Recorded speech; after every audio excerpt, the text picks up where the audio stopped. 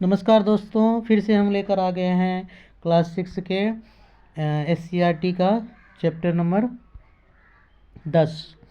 Chapter number 10 है। इसमें लिखा है शहरी एवं ग्रामीण जीवन। लगभग 185 ईसा पूर्व में अशोक के अक्षम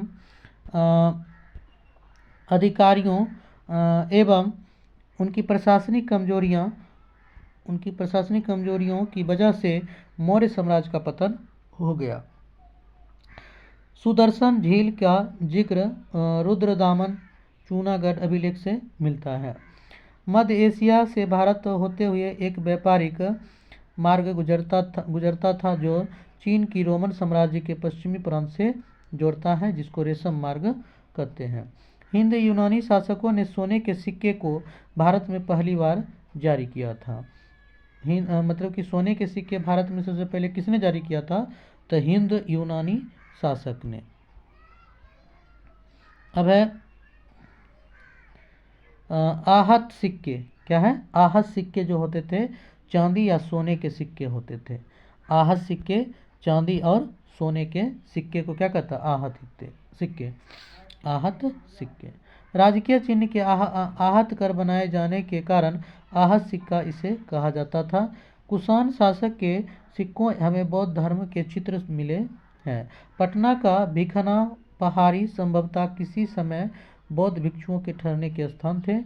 गांव का सबसे प्रभावशाली व्यक्ति मुखिया होता था, जो ग्राम भोजक था। छोटे स्तर के किसान जिसके पास अपनी भूमि रहती थी गृहपति कहलाते थे। दक्षिण भारत के बड़े किसान को बेलाल कहा जाता था। छोटे किसान को उनवार कहा जाता था। भूमिहीन मजदूर वर्ग एवं दासों का कैडिसियार को और अधिमई कहा जाता था।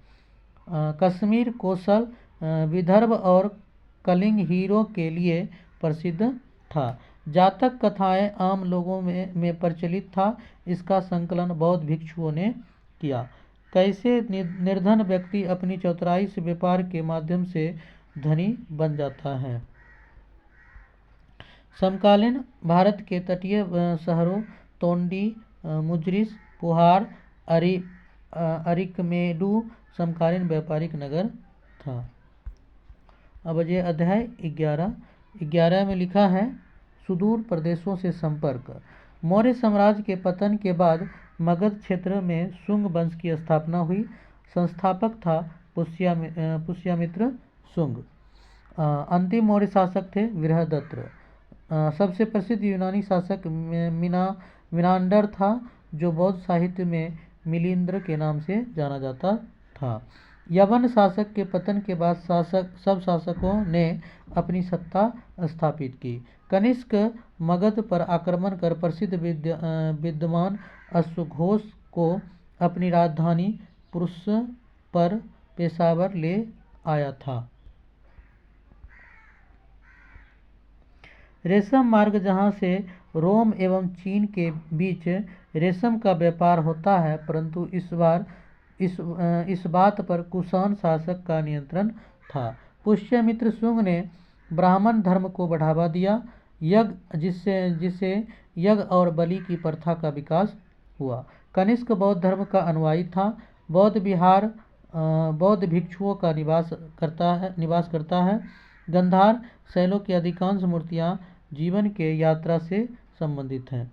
गंधार शैली को इंडो-मिक्रिक शैली कहा जाता है।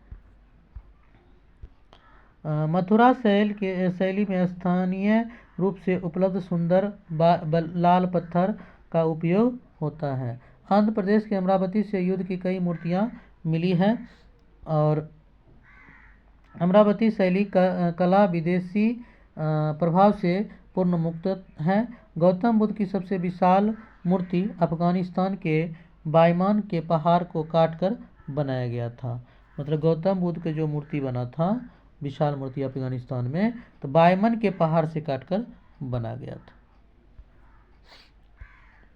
अध्याय 12 है नए साम्राज्य एवं राज्य। समुद्रगुप्त वंश का प्रभावशाली शासक था। समुद्रगुप्त के बारे में एक एरन अभिलेख, मध्य प्रदेश और विभिन्न प्रकार के सिक्कों आदि जानकारी मिलती है। समुद्रगुप्त के दरबारी कवि हरिसेन था। गुप्त वंशावली। गुप्त वंशावली क्या है? श्री गुप्त 240 से 280 ईस्वी, घटोत्कच 280 से 319 और चंद्रगुप्त प्रथम 319 से 335 और समुद्रगुप्त 335-375। और है रामगुप्त है। रामगुप्त है 375 से 415, कुमार गुप्त है 415 से 455, स्कंद गुप्त है 455 से 467। समुद्रगुप्त के बाद रामगुप्त को हटाकर इसका योगपुत्र चंद्रगुप्त द्वितीय शासक बना। दिल्ली के मेहरौली स्थित लौह स्तंभ में चंद्र नाम का जिस शासक का उल्लेख मिलता है उसे चंद्रगुप्त द्वितीय कहा जाता है। चंद्रगुप्त द्वितीय ने अपनी पुत्री प्रभावती गुप्त की शादी दक्षिण भारत के बकाटक नरेश रुद्रसेन II से किया था। चीनी यात्री फैहान चंद्रगुप्त द्वितीय के समय भारत आया था। क्वेश्चन पूछ सकता है फैहान किस शासक के शासनकाल में भारत आया था? तो चीनी यात्री क्या कहते हैं? चंद्रगुप्त द्वितीय के शासनकाल में। कुमार गुप्त के शासनकाल में शिक्षा के महान केंद्र नालंदा विश्वविद्यालय की स्थापना की गई। ह्वेनसांग एक चीनी यात्री था। ह्वेनसांग कौन था? एक चीनी यात्री था। पल्लवों का प्रथम महत्वपूर्ण शासक महेंद्र वर्मन I हुआ।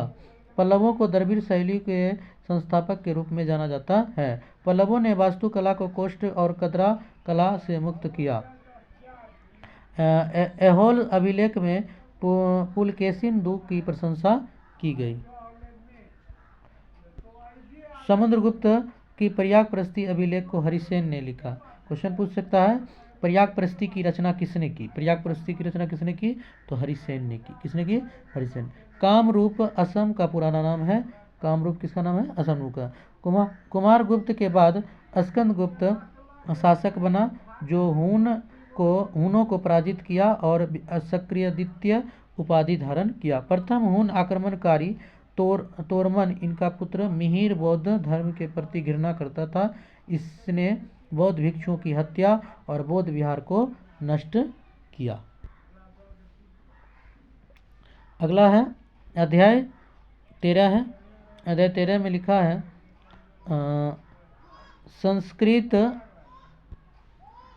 संस्कृति और विज्ञान। संस्कृति और विज्ञान। भारत के इतिहास में 4वीं एवं 7वीं सदी के बीच समय संस्कृति एवं वैज्ञानिक प्रगति के दृष्टिकोण से महत्वपूर्ण है। कुमार संभव में कालिदास शिव पार्वती के प्रेम व्यर्थों का वर्णन करता है। कालिदास की रचना है ऋतुसंहार, मेघदूतम, कुमार संभवम और रघुवंशम, अभिज्ञान शकुंतलम। शूद्रक की रचना मृच्छकटिंगम किया था। शूद्रक की रचना किसने? मृच्छकटिंगम। अब आ जाइए अध्याय उसी का भी है। मुद्रा राक्षस की लेखक कौन है? विशाखा दत्त है। मुद्रा राक्षस में चाणक्य की योजना का वर्णन है। चंद्रगुप्त द्वितीय के 9 रत्नों में से एक अमरसिंह थे। अमरकोश की रचना की। अमरसिंह ने किसकी रचना की? अमरकोश की। कामसूत्र के लेखक कौन है? वात्स्ययन थे। पंचतंत्र के लेखक विष्णु शर्मा थे। गर्भगृह मंदिर के अंदर का भाग जहाँ मूर्तियाँ रखा, गर्भगृह होगा। क्या होगा? गर्भगृह जहाँ मूर्तियाँ का क्या कहते हैं? जहाँ मूर्तियाँ रहते हैं वहाँ क्या है? उसको गर्भगृह कहते हैं। सारनाथ के धाम में एक स्तूप का निर्माण ईंटों से हुआ था। मूर्तिकला के क्षेत्र में 4वीं से 7वीं सदी के बीच मथुरा, सारनाथ और पाटलिपुत्र महत्वपूर्ण केंद्र के रूप में उभरा। विष्णु के प्रसिद्ध मूर्ति देवगढ़ के दशावतार मंदिर में है। चित्रकला का सबसे अच्छा उदाहरण अजंता की गुफा से मिला है। एलोरा के गुफा का निर्माण राष्ट्रकूट ने करवाया। सबसे पहले ऋग्वेद पुस्तक की रचना हुई। ऋग्वेद के विद्वान और महान चिकित्सक धन्वंतरी चंद्रगुप्त द्वितीय के दरबार में थे। सबसे पहले आर्यभट्ट ने बताया कि पृथ्वी गोल है और ये अपनी धुरी पर घूमती है।